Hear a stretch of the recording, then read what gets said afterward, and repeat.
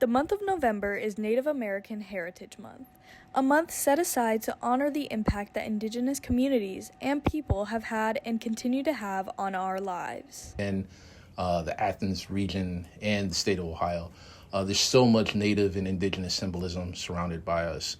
Here in this region, we also have things like the earth mounds that were left over by some of the tribes that happen to be in the vicinity.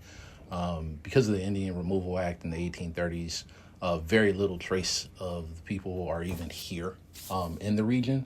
But as a state, there's so much symbolism that we see all around us.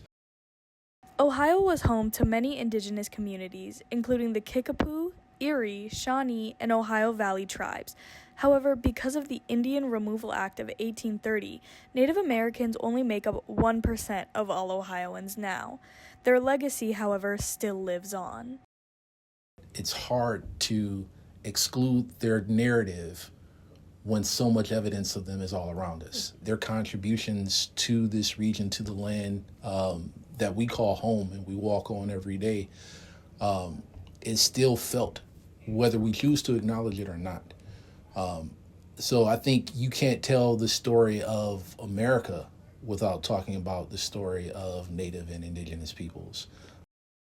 Ohio University holds many different programs and activities to honor the Indigenous people, as well as educate students, faculty, and community members of Athens.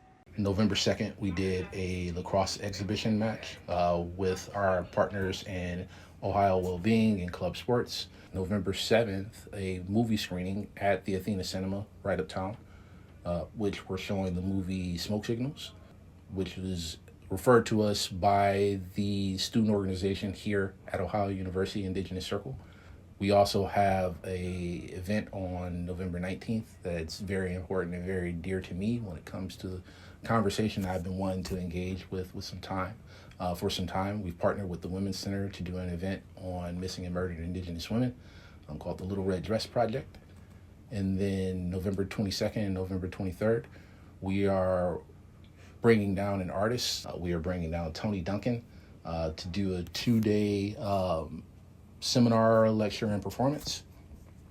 The lecture will be on the 22nd at the Living and Learning Center here on campus, and then the performance is going to be November 23rd at Forum Theater. All of which these events are free and accessible to not just OU students, faculty, and staff, but community members as well.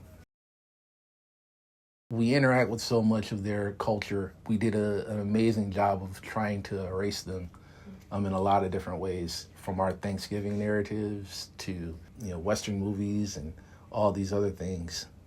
Maybe it'd be nice to see what the world looks like from their perspective. And I think we can build a more collaborative and inclusive world in that way.